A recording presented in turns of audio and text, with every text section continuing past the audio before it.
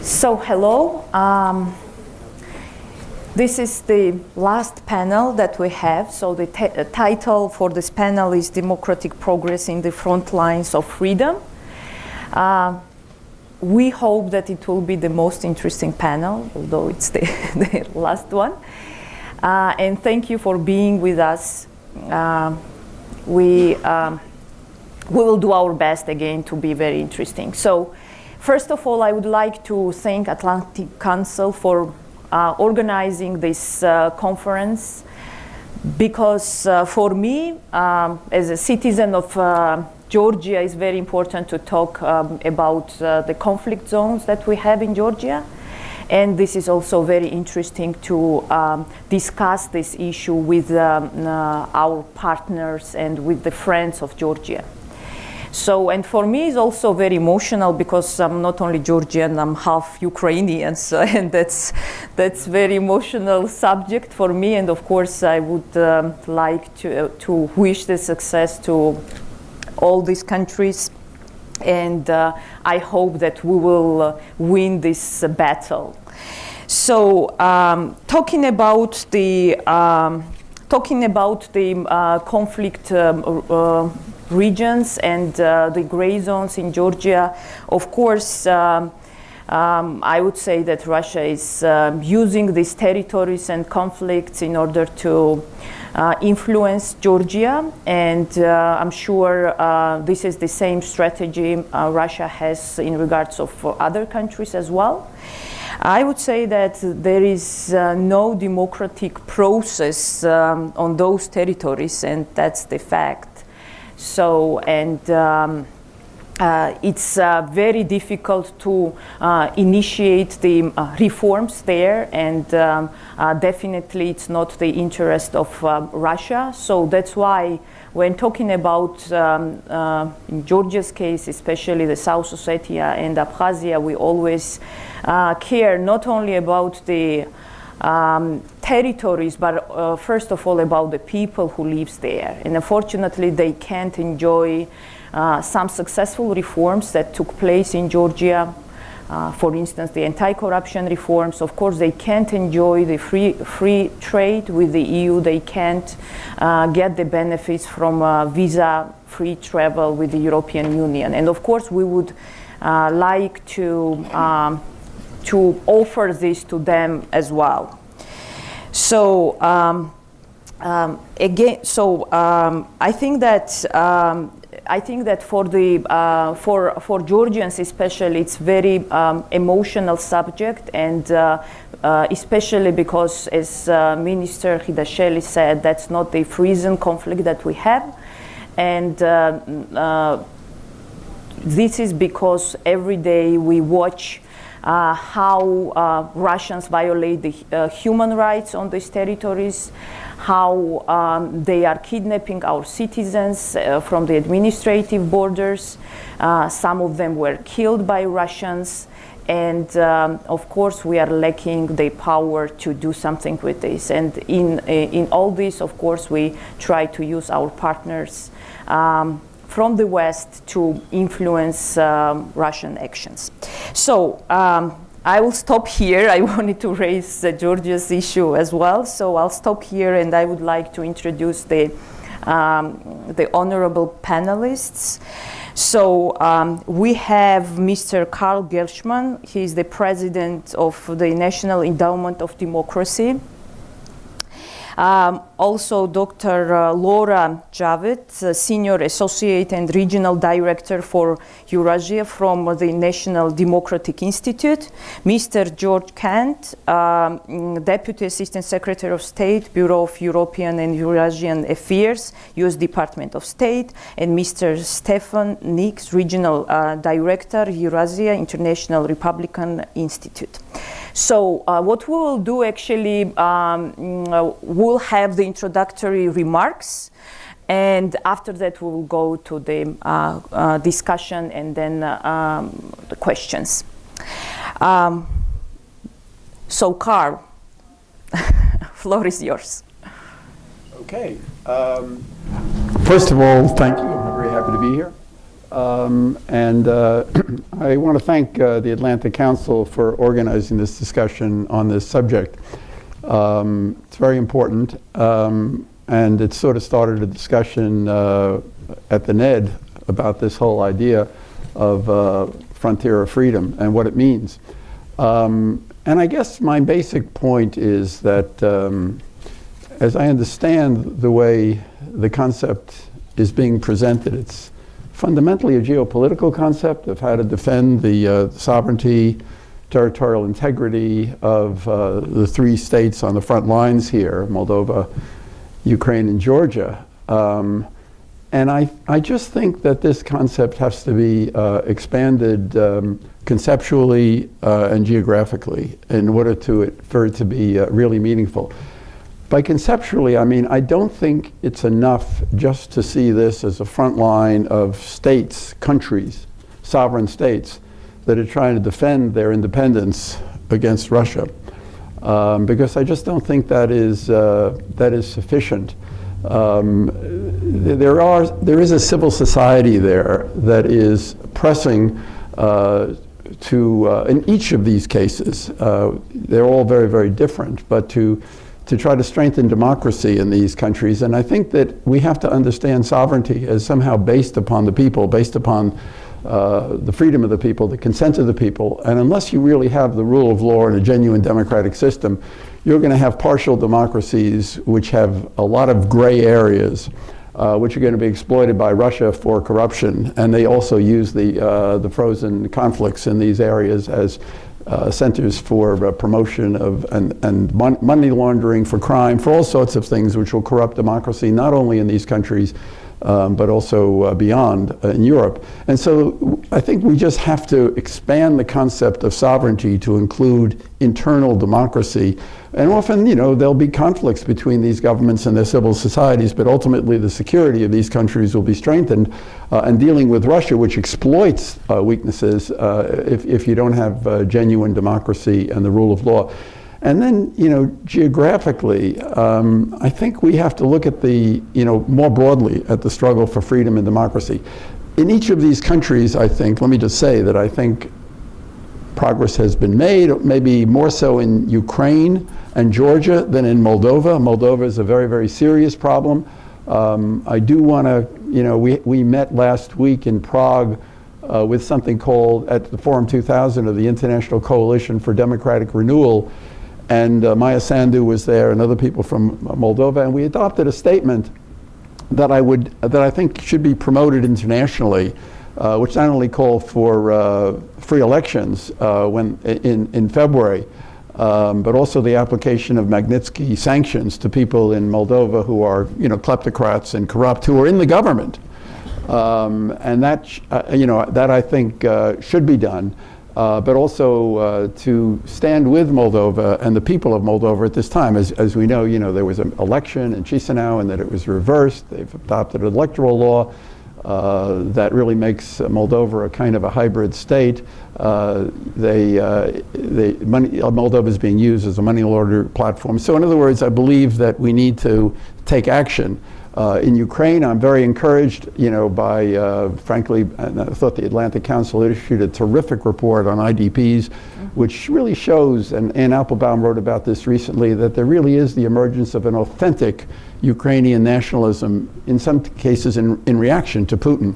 And now with this development with the independence of the Orthodox Church in Ukraine, this is incredibly significant, one of the most important things that's happening in the world today. So that's real progress, unlike Moldova. And in Georgia, it's a more complicated situation. You know, I think the progress on democracy is stalled right now. There is a real conflict between the government and civil society. We have to stand with the Democrats in Georgia and not just sort of see Georgia just as the state resisting Russian manipulation. But having said that, I also want to just note that the progress in a country like Armenia is incredibly important. It's going forward. It's really not part of the same geopolitical concept that I think this Frontiers of Freedom addresses, but it's very, very important for the future. And I think we also have to push the frontier of freedom in Azerbaijan and also, I would say, in Russia. We cannot give up on the Democrats in Russia. It's a very dangerous situation. You know, Russia's in a very vulnerable position today because of Ukraine, because of the protests over the changes in the pension law. When that happens, Putin can become very, very dangerous. So we have to be very careful and to try to really contain Russian behavior. But we can't give up on the Russian Democrats in the long run. So this frontier of freedom has to be a broad, long-term concept for the future of the region, not just for the three countries we're talking about. Thank you. Laura, you have slides, right? So what's your take on the... Thank you, Eka. There are several countries, obviously, on the front lines of democracy. I'm going to focus in my remarks just on one, on Ukraine. All of the countries are important and unique, but just to limit the discussion for a bit of a case study, I'm going to focus on Ukraine. And two questions, really. One is assessing progress toward democracy in Ukraine, and the other question has to do with obviously being on the front lines of freedom means also being on the front lines of Kremlin's hybrid warfare, and how effective has that campaign of information warfare been in Ukraine. So to the question of democratic progress, this is not going to be an exhaustive discussion, but I'd like to highlight a few things for you. How does this work? There we go. So the first point I would like to make is that in Ukraine there is very broad and deep consensus that democracy is the preferred form of government for the country. As you can see, the national number is 83% say that they support Ukraine becoming a fully functioning democracy, or say that that's important or very important. I think you'd struggle in a lot of Western European countries or in the US to get a number like 83% on a question about democracy. And as you can see, the sentiment is stronger in the West, but it's also very strong in the East.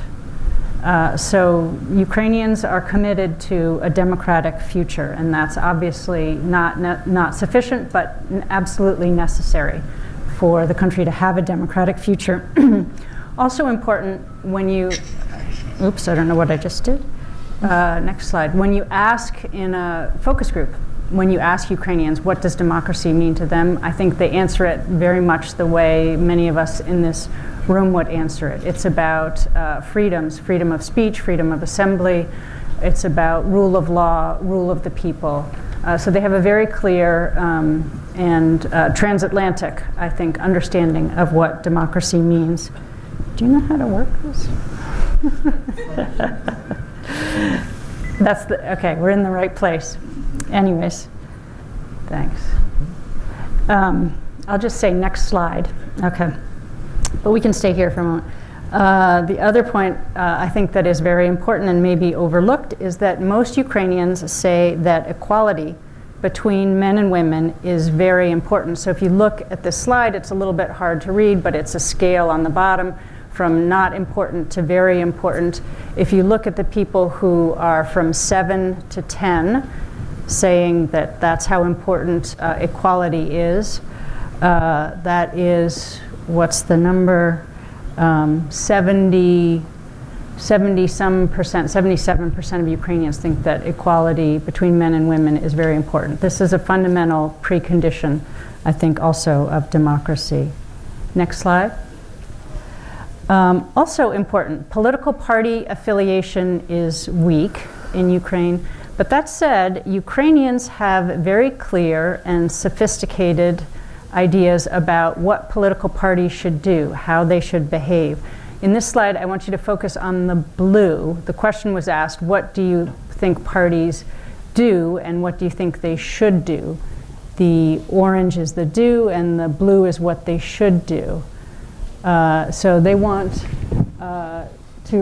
parties to represent citizens' interests, meet their expectations, keep their promises, propose reforms, all things that I think we would all agree that democratic parties should do. And I should note that these points came from focus groups where Ukrainians were asked open-ended questions about what they think parties should do. And they answered in very clear terms and across the country, East and West, saying that they have these expectations that their parties will represent citizens' interests rather than the interests of oligarchs. Again, this seems like a pretty strong precondition for democracy. And I would add that that Ukrainians are slowly but surely creating parties that have both a national rather than a regional reach, and that are responsive to citizens' interests. We are seeing progress in that area. And we are seeing people advocating for and voting for women in office. These are good signs. Another point I would raise is that our polls show that the people who have gone through the amalgamation process, the decentralization process of local governments, for the most part have very positive things to say about the process, which suggests that it is going well. People feel that these new governments are working better and being more responsive to them. So these are all good signs. We're also seeing, despite all of the bad news that comes out of Ukraine, that the parliament is starting to overcome deep fragmentation to agree on internal procedures that in turn are making it easier to agree on big topics such as the anti-corruption court. It's slow and messy, but we are seeing progress. We're also seeing that civic groups are partnering with larger national groups to push for the key reforms that we're seeing, and that helps. And citizens without any prior political experience are getting out and they are being active politically. They're participating in local decision making in large numbers. These are all good signs. And they're signs of democracy progressing from the bottom up rather than just from the top down. Again, this is a messier process, but if it's successful, it's likely to be more sustainable than an exclusively top-down process would be. There are also some negative signs, though. Next slide. This slide's a little bit hard to read, but it has to do with optimism and pessimism. The green is people who are optimistic that the next generation will be better off than they are, and the red is people who are pessimistic. The optimism has declined since 2015, where nationally the ratio of optimists to pessimists was 2 to 1. Now it's 1 to 1. Also, on the negative side of the ledger, people do not see democracy delivering. They see the situation getting worse in terms of rising prices, corruption, healthcare, and other issues that they see as priorities. Large majorities of people say they're worse off in economic terms than they were in 2014, and there's very low confidence in the current administration. Just quickly, being on the front lines of freedom, as I said, means being on the front lines of hybrid warfare. How effective has disinformation and information warfare been? Well, it depends on how you define the Kremlin's goals. If the goals include promoting prejudice, pessimism, and confusion, then the information war has been effective. As we see here, optimism is declining, pessimism is growing. The disinformation has been effective at sowing confusion and division about gender and LGBTI issues, among many others. It has sowed confusion about who is a friend to Ukraine. Next slide. This question is answering the question of who, if anyone, is most likely to help Ukraine. And this slide shows the people who answered neither Russia nor the West. These are the people who feel that Ukraine is on its own. And the numbers are high across the country, particularly in the east and south, but across the country. I think this has been a key target of Russian disinformation, to make Ukrainians feel that nobody has their back, and that's working. In areas where the disinformation has been less effective, but is making some gains, has to do with the actual promotion of false narratives. If you take the case of the downing of the MH17, for example, Russian disinformation, false narratives, has been effective at confusing people. About a third of people, when you ask them who shot down the plane, about a third of people say they don't know or they can't answer. But hardly anyone says that they believe the actual Russian narratives, that it was Ukrainians, for example, or mechanical failure that took the plane down. If the Kremlin objective is to promote a negative image of the European Union, they're not doing very well. Next slide. So this is, do you want to be a member state of the EU? The numbers are high across the country, weaker in the East, but nationally the number is 53%. Next slide. Okay, I'll stop. If you ask what do people associate with the European Union in a focus group, the answers are overwhelmingly positive. And I can stop there. If you ask if the objective is to promote a positive image of Russia, they are failing. The image of Russia is exceedingly bad in Ukraine. So the hybrid warfare is having some impact, but it's uneven. But even in those areas where it is not effective, there is starting to be some impact, and we do need to be very alert to that and support Ukraine and other countries in pushing back. Thank you, Laura, for interesting presentation. Actually, Russians are using the same approaches, and also in Georgia, the pro-Russian groups are using the same message, saying that it's better to be like independent from everybody, from the West, from Russia. So, and these are mostly, they call themselves pro-Georgian groups. Right. Yes. So that's the general approach that they have. Yeah, you can't count on anyone. So yeah. Stefan. Well, first of all, thank you, Ika, and thanks to the Atlantic Council. I'm very glad to be here. I'm always happy to appear at the Atlantic Council, and particularly to be among this group of panelists. We're going to talk a lot today about Georgia, Ukraine, and Moldova, but I'd like to join Carl at the outset by saying that we cannot exclude a couple of other countries that are extremely important to the development of democracy in the region. Number one is Armenia. I just came from Armenia, as did George. We just did a poll in Armenia and briefed the government. The numbers there are astounding. This new prime minister has a job approval rating of 91%. If the elections were held today, his coalition would get roughly 66% of the vote. A majority of Armenian citizens would take to the streets again if he called them. So statistically, this new leader has his country at his feet. I mean, he can do what he wants. He's getting elections. We think he's going to get a parliament that will be supportive of his democratic agenda, in which he's calling for open and transparent governance. And I think that this is a real chance for democracy to take root in Armenia. His goal is to rid the country of the sort of old Soviet guard that's governed the country for many, many years.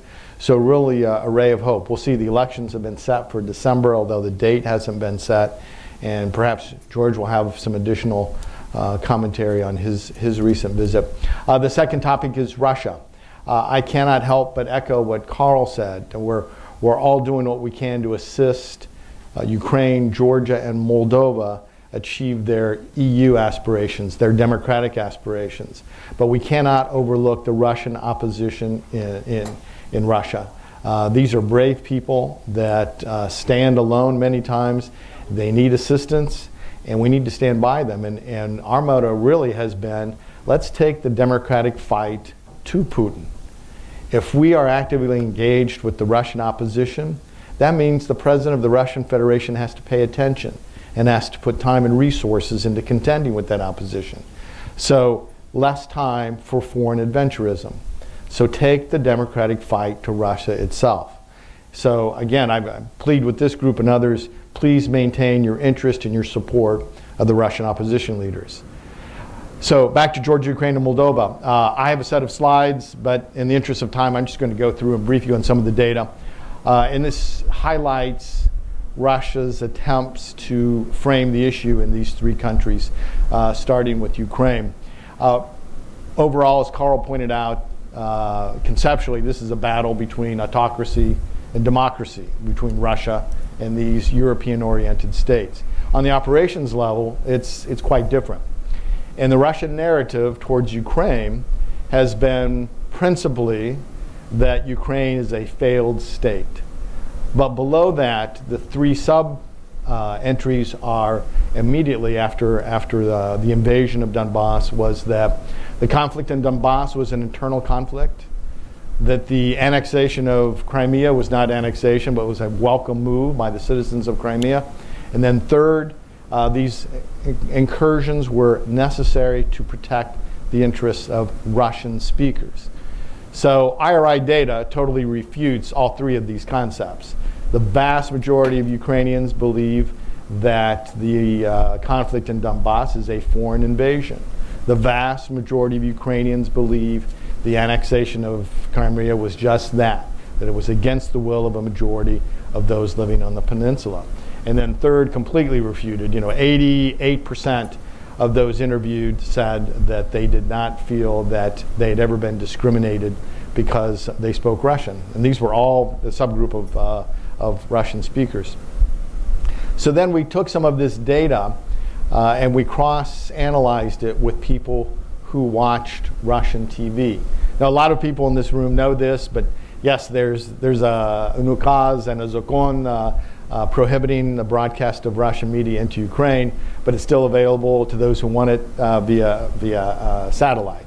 And our survey data indicates there's still a fair amount of Ukrainians who choose to watch Russian television, most likely because of its content, not the news part, but the entertainment part of it. But when we interviewed people who watch Russian TV, the numbers that I just cited to you remain unchanged. What that suggests to us is that the Russian attempt to cause confusion via TV is failing. And the Russians have data too, and they know this. So what it suggests to us is that in the future, Russia will turn more and more to social media platforms. And there I allude to what Laura has already told you, is that the attempt there is to use social media platforms within Ukraine, within the occupied territories, and quite frankly, within Eastern and Central and Western Europe to create confusion over policy, confusion over EU membership, confusion over democracy, and then ultimately in the next year, confusion over both the presidential elections and the parliamentary elections to take place in Ukraine. So again, very interesting data which tells us that the Russian strategy will probably change. They'll adjust their tactics accordingly. So we in the West need to be prepared for additional Russian efforts using social media platforms. Moldova, it's a little more nuanced. Again, the measure we use in Moldova is a majority of Moldovans. Oh, okay. Thank you. I guess I will do a slide. The numbers in Moldova are on the upswing. It's a 10-point difference now. And again, if you look at those who are undecided on the EU question, again, we looked at where those people were and who they were. A number of those people are people who have voted for the pro-democracy groups in the past. And then when you look at the numbers of undecided in the ballot test, do we have the ballot test, Josh? This figure right here, 17%. Okay, this is the ballot test question. We all know Dodon has a big lead.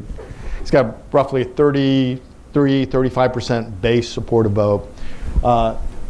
This poll was concluded the day before the Supreme Court vacated Andrei Nastasi's mayoral victory.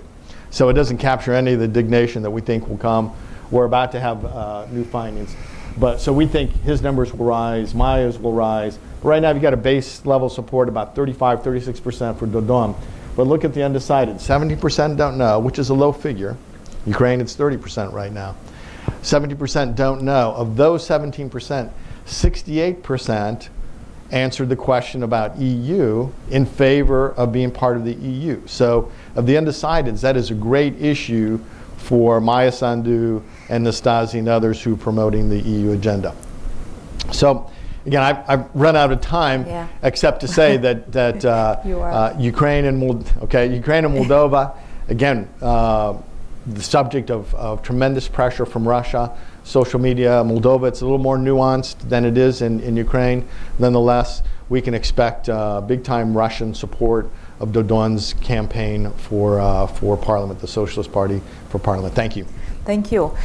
So, George, you just came back from your trip from South Caucasus. So, what is your impression on that? I'd like to reinforce some of the comments that I think between this panel and the last, which focus very much on democratization.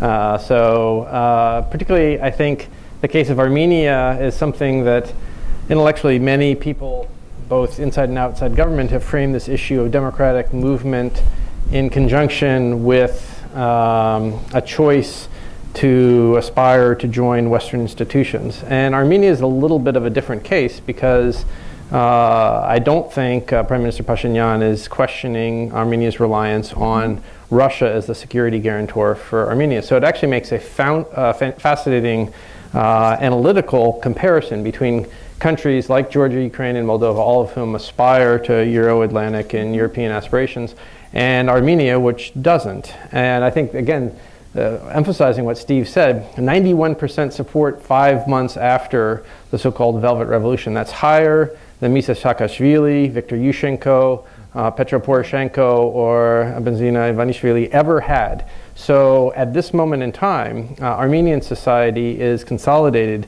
behind a mandate to change in ways that Ukraine and Georgia never were. So how will that play out in a country that's not questioning a relationship with Russia? I think should be fascinating for all of us.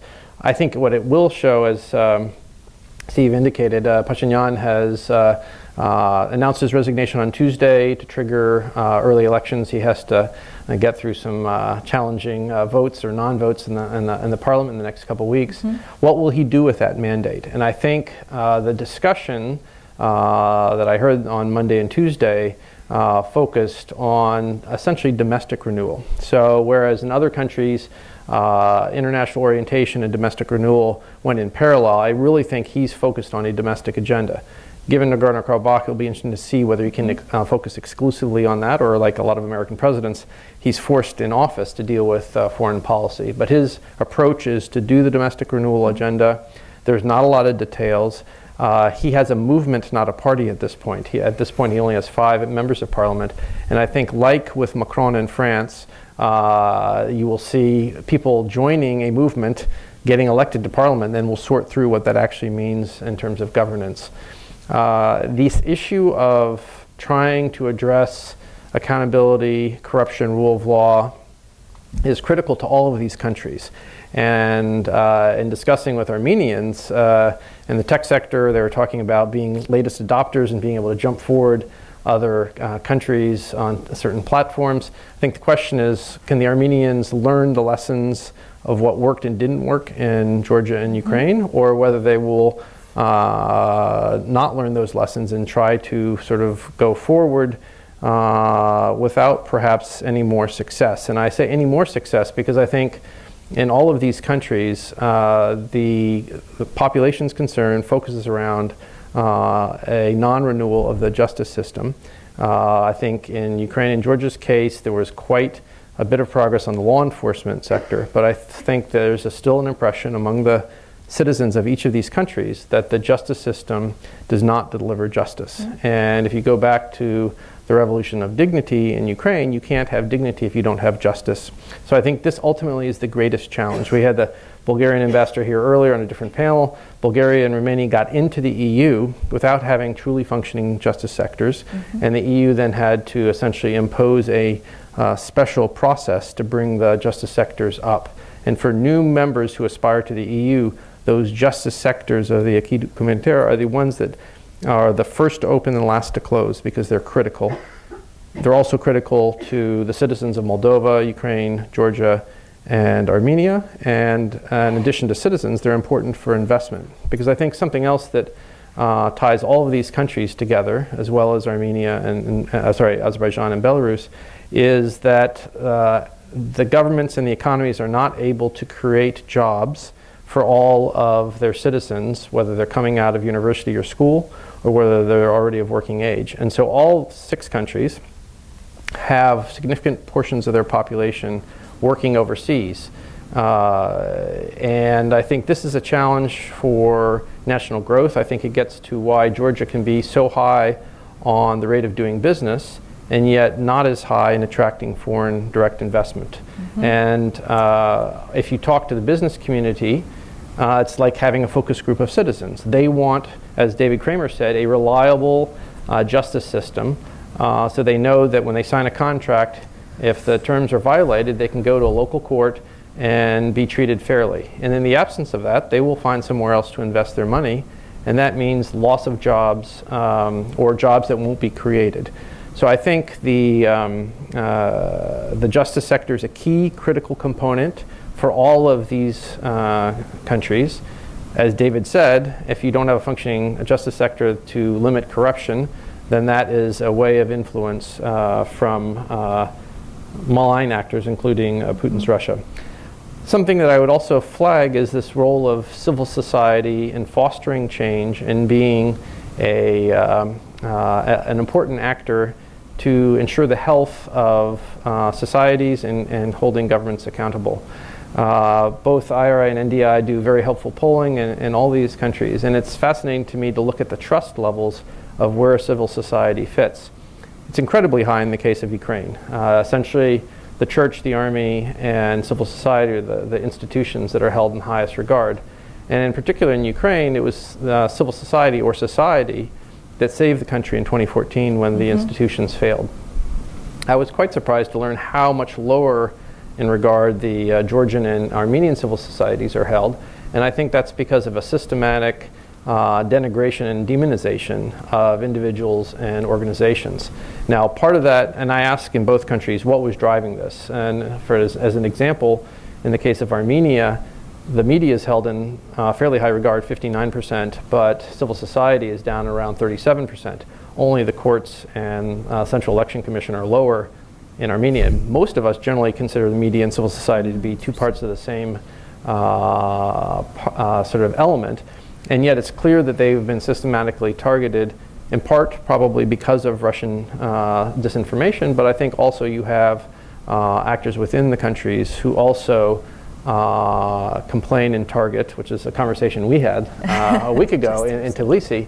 And I think this is quite dangerous. And so in the case of Georgia, where the Speaker of the Parliament was calling a member of civil society a fascist, that sort of I heard it in Ukraine when I was there for 3 years.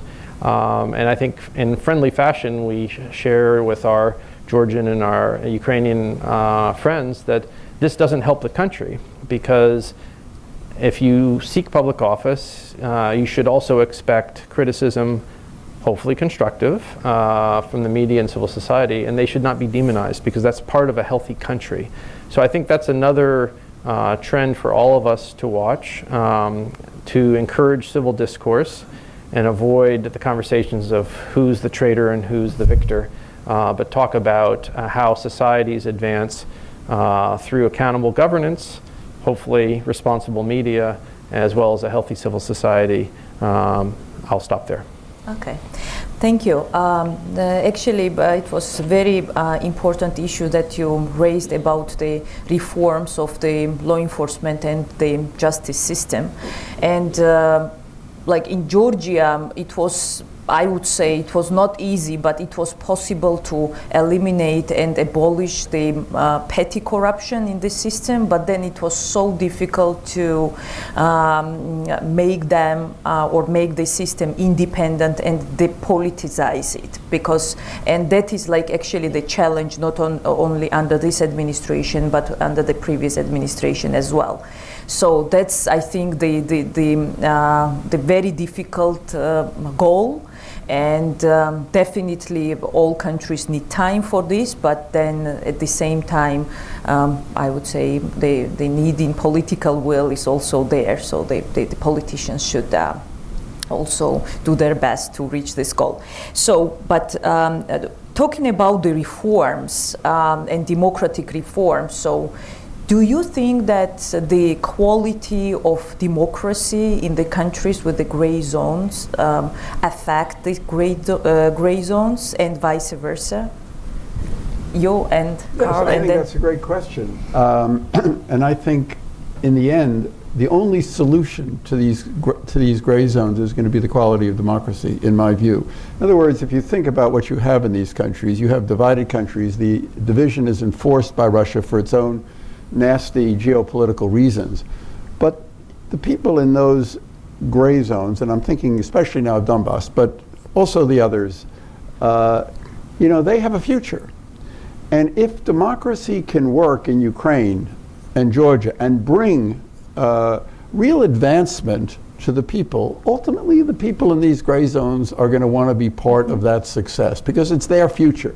And that will be helped, of course, if, I believe Russia's in a crisis. I mean, I said before, I think it's an existential crisis, especially now with the coming full independence of the Orthodox Church, but then also the integration of the IDPs, and there's so many ways in which Ukraine has advanced in terms of its national unity.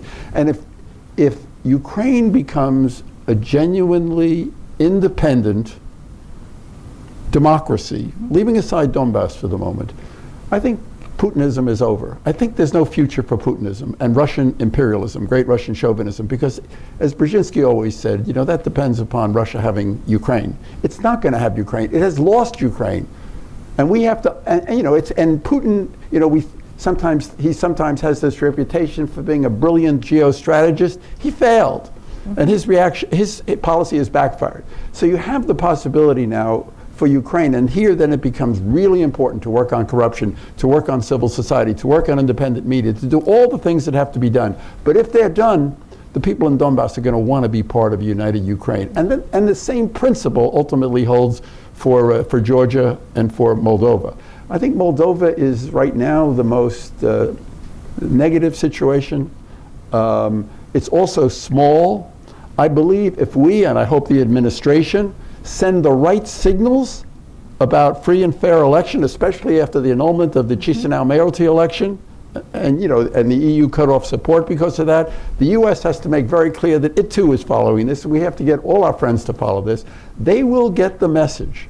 They will get the message that people are watching, and I believe that could be very productive. So in the end, I think we can be hopeful about these countries. It's going to be a long process. But I think the elimination of these gray zones can be done peacefully if democracy succeeds in each one of these countries.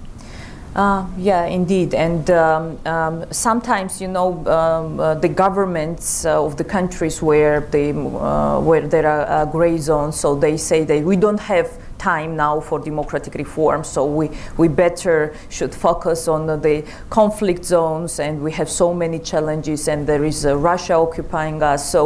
But that's not the right approach, I would say. No, the only solution is democracy. Yeah. So what's your take on the same issue, Laura? Yeah, I would add democracy is the one real ticket out of the gray zone, so it's critical. And I guess I would just add on to what you were saying, Carl, about Moldova. It's a worrying situation, but ultimately there's a lot to be hopeful about as well, because there are genuinely democratic groups and movements who do have support and who are building more support.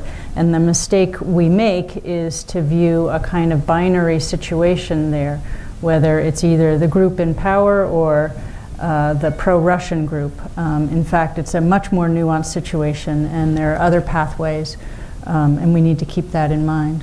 Yeah, but Maya Sandu said when we were together 10 days ago that unless you solve this problem of corruption and Moldova being this money laundering platform, young people are just going to leave. There's no future in the country. So it's really urgent to solve this problem, and we have to look at this election that's coming up. It's an opportunity to really let the people in Moldova know, and especially the young people, that people are watching and that they do have a future in Moldova. Yeah, so there was a question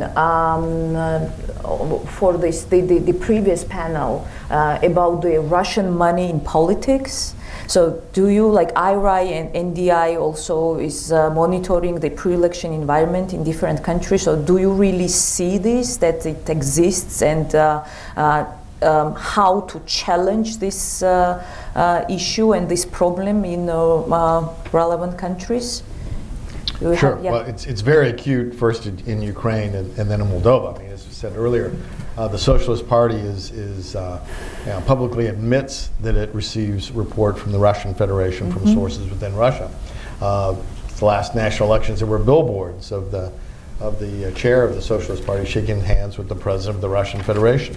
That's how they turn out people to vote. It's all the Russia question. So yes, there'll be a lot of support coming from Russia in a variety of ways in the Moldovan elections, which are next up in February. And again in Ukraine, I mean, there are two openly pro-Russian parties now formed and created, and we've been watching very carefully in the polling. Bloc Opozitsya is, basically at about 7 or 8%, but we've seen Za Życia, for life, steadily rise in our polling from 0 8 months ago to about 7 or 8% now. Now in a crowded field, in a split field, which is what you have right now, 30% undecided. Yulia has a slight lead, but everyone else is bunched up. I mean, no one has emerged as a real leader here. And so in a fragmented race where loyalties are going to be split, a coalition of these two Russian parties could prove competitive in the presidential election. And so that's what we're watching very carefully, and believe me, these two parties are going to receive a lot of support, direct and indirect, from the Russian Federation. Interesting. Thank you. So we have time now for questions from audience. Yes, so we can take 2, 3 questions, and then here, and Thank you. I'm Katie Shubitidze from IFES. And my question is, everybody talked about the Russian influence, how it would be a disaster for Russia if this neighboring countries progress as democratic, and how at the same time there is a lot of influence and propaganda coming from Russia, and at the same time how democratic values and principles are to be a priority. So how do you reconcile, on the one hand, the freedom of speech and the need to not attack the opposing views, and on the other hand, this growing influence and a lot of money pouring in these countries from Russia to sort of dissuade people from the Western orientation and democracy? Yes. So Nana and I'm Nana Sajaya, journalist from Georgia. Ever since 2003, Rose Revolution, Georgia was internationally conceived as a pro-Western country with these Euro-Atlantic aspirations, very strong anti-Russian stance. And here we are in 2018 with less than 2 weeks before presidential elections. And we are hearing mixed messages about who started Georgia-Russia war back in 2008. My question would be to Mr. Kent, what does that say about Georgia's political identity today? Thank you. Here.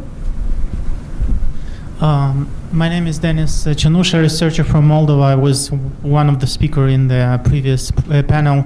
My question will be about the internal stakeholders.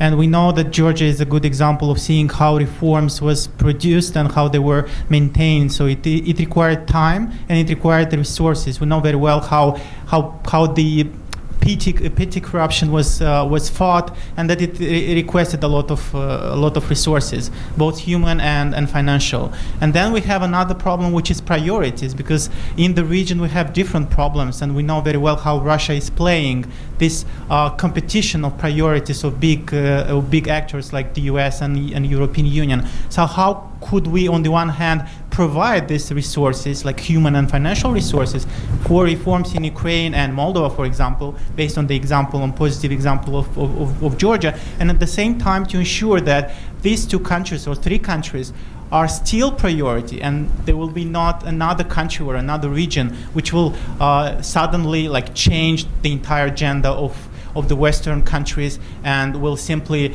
lead to push 3 countries into a sort of shadow. Thank you. Thank you. So.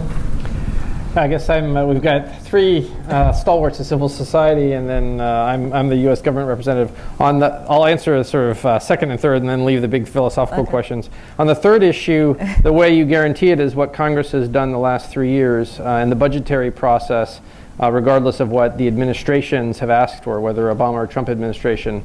Congress has has passed appropriations bills with clear floors, not ceilings, in terms of funding for both Ukraine and Georgia. So that's Congress, since they provide the money, how they ensure that resources aren't put to other priorities.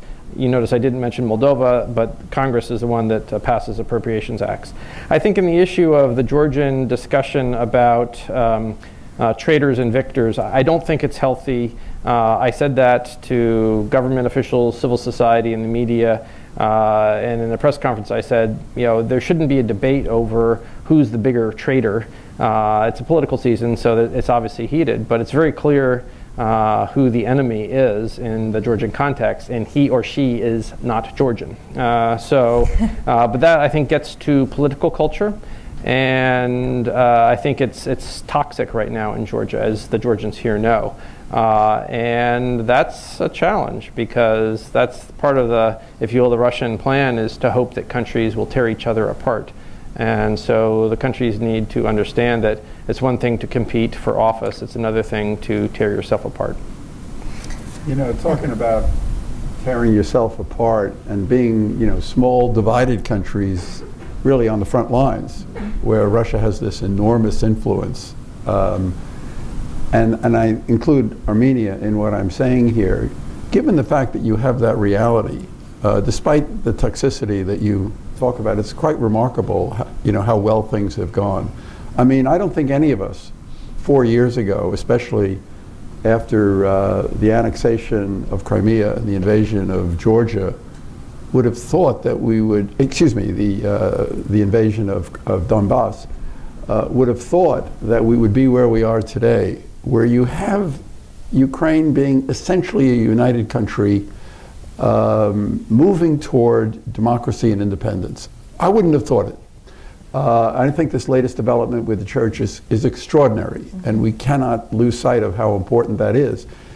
And as we think about it, I mean, the revolution, the Velvet Revolution, as you called it, in Armenia, took place on its own. It was really an expression of the Armenian people and Armenian civil society. This was not a made in the West revolution.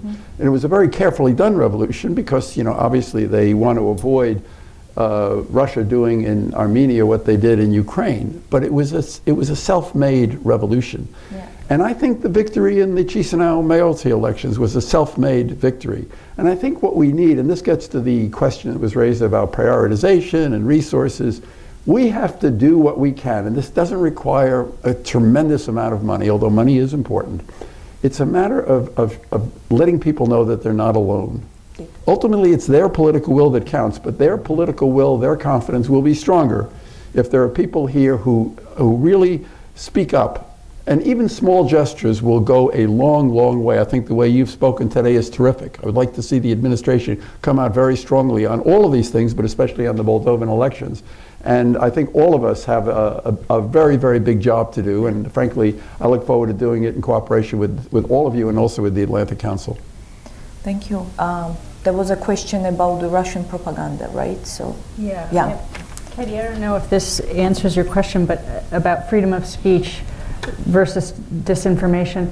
But I think it's not possible to turn off the spigot of disinformation, even if somehow we could cut off Russian disinformation. It comes from domestic Georgian sources, Ukrainian sources, China, basements in New Jersey. It's coming from everywhere. So what we have to think about is how to build resilience to it. But I do think there are ways that we all need to be thinking about ensuring that traditional media, social media, other channels of information are emphasizing reliable, authentic, attributable information. And there are ways to do that. And I don't think we've gone far enough in that direction so that consumers can be more discerning about what they're seeing. Thank you. So we have 5 minutes, and I guess we'll get 2 questions. So Luis, Anna, or the third one here, gentlemen. Here you go, sir. Sorry. Yes, hi, Luis Navarro with FPRI. I'm curious as to, given that hyperpartisanship, assaults on media and civil society are emblematic of some of the challenges that we are seeing in the gray zones, what are the more assertive actions that are or can be taken by EU and the United States or the democracy development organizations, and to what extent, if any, are those complicated against the backdrop of some of those same challenges that are happening within countries of the European Union and in the United States? Yeah, Anich Rikwadze, Voice of America, Georgian Service. I will follow up on Luis's question. You discussed a lot the Moldovan elections a lot, but what about the Georgian elections that are coming up in 2 weeks? We have seen ahead of the elections like this endemic problem of Georgia having a lot of tapes come out here and there all the time. And also we have seen attacks on the civil society, including on your moderator, who you have right here. So what would your message to the Georgian government be ahead of the elections? Thank you. Here. Hi, my name is Tomasz Grzywaczewski. I am a war journalist from Poland. I'm specializing in unrecognized states. And I have a question. What is your position towards implementing the instruments of peace and especially reconciliation towards frozen conflicts? And I mean, especially reconciliation of towards between inhabitants of frozen conflict and their mother states. Thank you very much. Okay. So, Frozen states, George. I think frozen states, we had a whole panel on that early in the morning, so probably if you weren't here, watch the video. There's an hour and a half on that.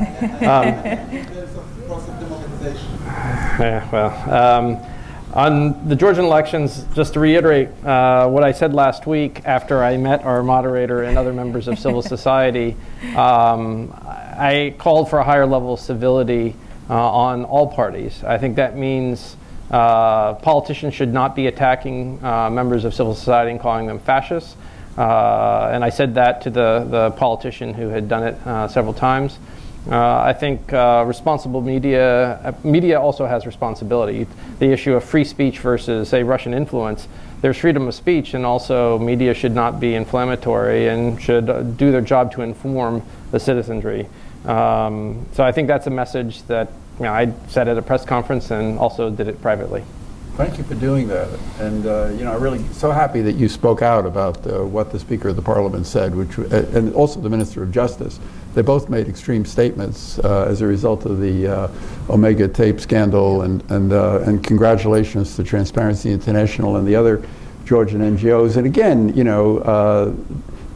the government in Georgia is a friend of ours. Georgia's been moving in the right direction, but they have to know that we support democracy and we support independent civil society, and we're not supporting division, but we're supporting an open political process. Regarding the whole issue of media, let me just say that it's important to support. This is a big part of what we do. Independent media outlets which are able to give an honest, and often Russian language version of what's happening. Real truth, media literacy is important. Groups like Stop Fake are very, very important to sort of hold up a standard of accuracy and truth about media. And we just have to be vigorous in supporting voices and media outlets that are committed to countering the propaganda and the subversion coming from Russia. That was Luis' question. You may want No, to... just to add, Luis, as you know, having worked in Georgia, one of the big challenges of Georgian politics is the tone and the tenor of competitive politics there. And that's something that has improved over the years. We hope it will continue to improve. Again, we're surprising at times to hear some of the things that are being uttered during the campaign. All I can say is that IRI and NDI will continue to work with the parties to continue to encourage them to debate on the issues, not personalities, not personal attacks, And my prediction is that Georgia will do so, will continue to improve in that area. So our time is over. I would like to thank you for interesting presentations, and let's thank our speakers. And thank you very much for coming and for joining us for this discussion. Thank you.